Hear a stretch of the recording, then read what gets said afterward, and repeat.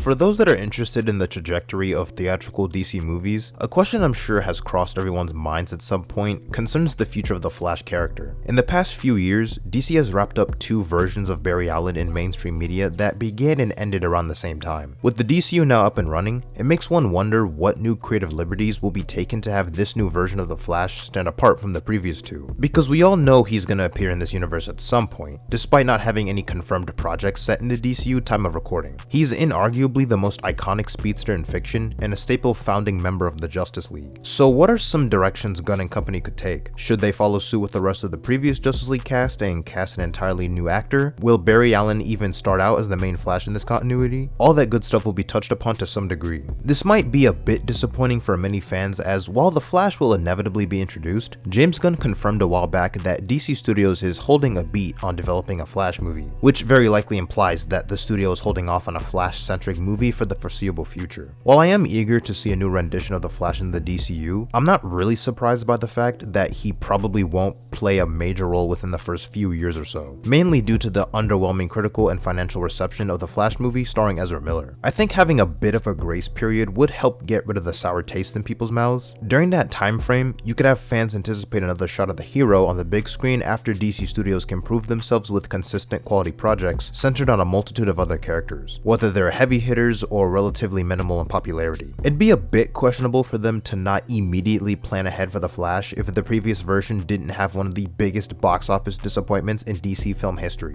The CW Arrowverse debuted its Flash only a few years before the DCEU, with Grant Gustin first appearing in episode 8 of Arrow Season 2 back in 2013. The final episode of the Flash TV show aired in May 2023, only a month before the Flash movie with Ezra Miller. So since the character has been in the public consciousness with mixed reception in the past handful of years, I think it's fine to allow a little breathing room before rebooting the character. That said, I'm also not trying to wait beyond 2030 just to see the Flash in live action again. As for what we know about Barry Allen or any Flash in the DCU so far, the status of the Scarlet Speedster in the current timeline is unknown, specifically when it comes to when he first emerged as a public superhero. The same applies to Wonder Woman. Have you ever met the Flash? I met the Flash.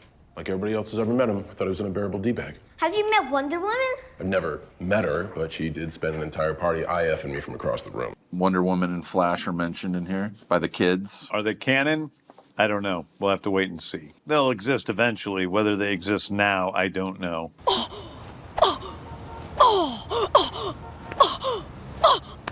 I think an important aspect that needs to be incorporated is the legacy of the Flash mantle, dating back all the way to the World War II era and the formation of the Justice Society of America, with Jay Garrick as the first canonical Flash. The DCU has established that metahumans have been public knowledge for over 300 years, and I think it'd be cool to see a future project explore the JSA as some of the most significant costume metahumans in the DCU's history. The DCEU never established characters like Jay Garrick or Wally West. As far as we know, it was just Barry as the only heroic Speed Force user. The Arrowverse had Jay Garrick come from a completely separate Earth in the multiverse, who just so happens to be the doppelganger of Barry's father, Henry Allen. There's been some debate regarding who should be the main Flash between Wally West and Barry Allen in the present day. Personally, I think it makes sense to start out with Barry as the current Flash, but eventually lead to Wally taking his place. In the 4th episode of Creature Commando Season 1, Cersei shows Amanda Waller a vision of a possible future where the Princess of Pokolistan teams up with Gorilla Grodd and leads a massive army in an effort to kill every hero in the DC universe.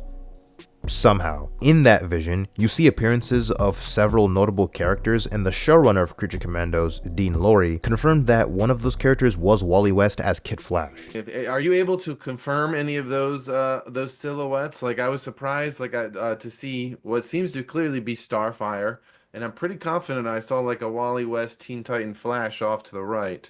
Yeah. Are those? Did I see that right? Yeah. I can get behind that.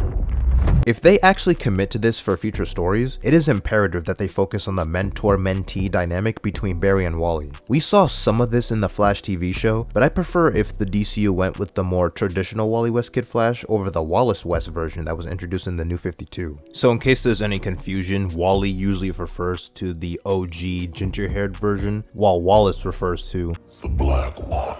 The reason is that I'd want his character to develop by learning the ropes alongside Barry, while also building friendships and discovering other aspects of what it means to be a hero through his time with the Teen Titans. I'd want him and Dick Grayson to be around the same age and develop a good friendship, further expanding the sidekick corner of the DC universe as founding members of the Titans. Showing that progression over the course of multiple movies could be the best way to appease both sides who want to see Barry and Wally as the primary Flash at some point. Wally's progression and eventual rise to the mantle have the potential to feel truly earned and become one of the best depictions of a legacy comic book character on the big screen. Since the DCU is already a lived-in universe, this idea would fit well with the concept of other heroes mentoring their own sidekicks and proteges across various projects, or just having a supporting cast of heroes in general. By the time Superman takes place, Clark already met Kara and gave her the Supergirl costume. Hal Jordan is mentoring Jon Stewart as his eventual replacement. There's the possibility of the Wonder Girls being introduced at some point, which I hope Gunn will lock in and make happen. Batman already has the Bat family and will come across his son Damian Wayne in The Brave and the Bold. One of the most frustrating things about how WB handled the Flash in the theatrical setting was how his first solo outing was a multiverse story, a loose adaptation of the Flashpoint comic by Jeff Johns. It was originally intended to soft reboot the DCEU, so one would hope that the next movie is a more self-contained story that actually focuses on the Flash and his mythos, rather than immediately dealing with major ramifications for the DCU as a whole. It's famously known that the movie went through numerous writers and directors throughout its development process. At one point, Phil Lord and Christopher Miller were attached to write the story for the Flash. Seth Grahame-Smith was in talks to direct and wrote a script using the treatment written by Lord and Miller. But what's interesting is how they won't reveal any major details in case they get to use their treatment someday. So if James Gunn ever wants to get in talks with creatives that are interested, Lord and Miller might not be a bad place to start. How close did Flash come to happening? Did you have a full script? Was that just a story? We had a very elaborate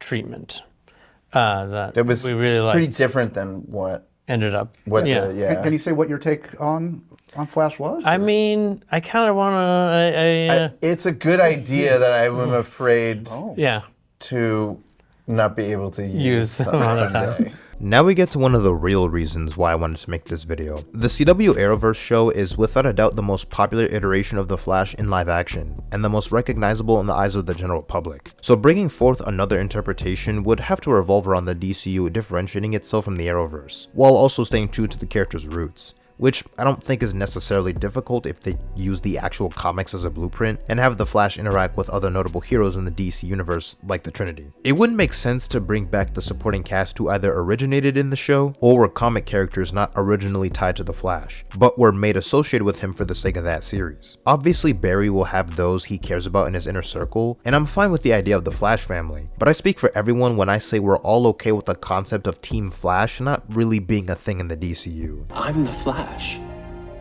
See, that's what you don't get. You are not the Flash, Barry. We are. I'm gonna give you a pointer real quick. Turn that bitch off. Turn it off. I want to preface this by saying that I like Grant Gustin as the Flash, despite the many writing issues with that show in its later seasons. I think he did a good job portraying the character, and I have no qualms with his acting ability whatsoever. But under no circumstances should Grant Gustin play Barry Allen in the DCU. Why, you might ask? Because the universe being spearheaded by James Gunn is not a continuation of the Arrowverse. Why would it be? This is the DCU, not the Arrowverse 2.0. This dude played Barry from 2013 to 2023. That's an entire decade of pure Grant Gustin goodness. His tenure as the Flash spans almost the entirety of the DCEU's life cycle, from start to finish. I could understand if he had never gotten his proper due and had a lot of missed potential because the show got cancelled after only one season or something, but that obviously wasn't the case as the show went on for 9 seasons straight, with most seasons having close to or more than 20 episodes, each running over 40 minutes in length. That equates to almost 129 hours worth of content over the course of 9 years, which doesn't even include cameos or crossover episodes on other shows. The combined screen time of MCU powerhouses like RDJ as Iron Man, Chris Hemsworth as Thor, and Chris Evans as Captain America absolutely dwarf in comparison. You got people on social media trying to reach James Gunn like, oh man, you gotta make this happen. It happened on TV for 9 seasons.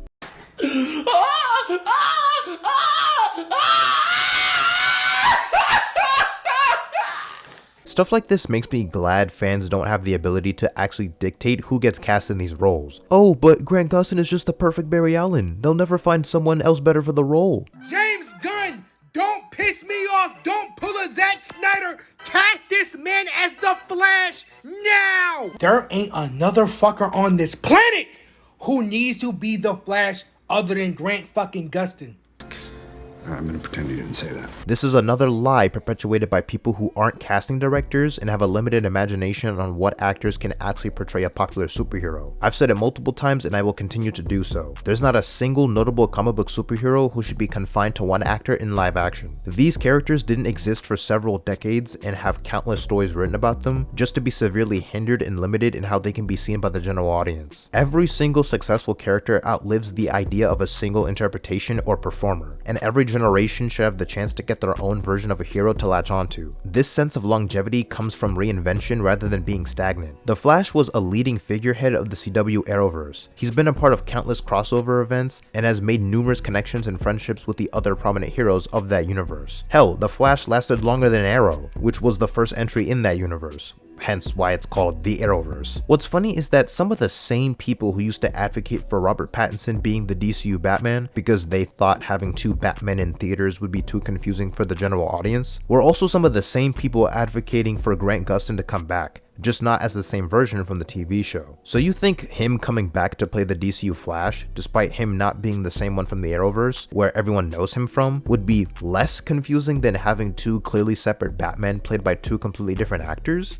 That makes no sense. This would never happen, right? But let's say hypothetically Barry Allen shows up in Man of Tomorrow. If the general movie-going audience sees Grant Gustin in the movie, and it establishes that he's playing Barry Allen as the Flash, they're going to naturally and rightfully associate him with other aspects of his Arrowverse character. They're going to be like, oh wow, where's Caitlin? Where's Job, Cisco, Iris? With the logic of some of these people, why stop at just Grant Gustin as Barry Allen? Might as well bring back Stephen Amell as Green Arrow, right? Or Matt Ryan as John Constantine. Instead of casting Millie Alcock, I guess they should have just cast Melissa Benoist. You could argue those versions aren't as well beloved as The Flash, but each of them still has a diehard fanbase of their own. The general consensus when it comes to any issues with those versions pertains to the writing, rather than the actual performances. Hell, I'd argue that Matt Ryan as Constantine is way better casting than Grant Gustin as Barry Allen. And to be clear, I don't want any of the Arrowverse actors to return to the DCU as the same characters they played in those shows. I'm glad Supergirl is being played by a completely different actress, because again, this is a different continuity and a completely separate universe that is attempting to establish and develop its own world building. Some might argue that the idea of Grant Gustin coming back is contingent on giving him good, consistent material to work with, exposing audiences to his great performance combined with good writing. But here's the problem. Those same people already highly praise the early seasons of The Flash and consider them some of the best live-action comic book TV content out there. So from their perspective, they've already become accustomed to a version of The Flash played by their precious actor with quote-unquote good writing. You want to consume Grant Gustin Flash content so badly, you got over 120 hours worth of material to gush over.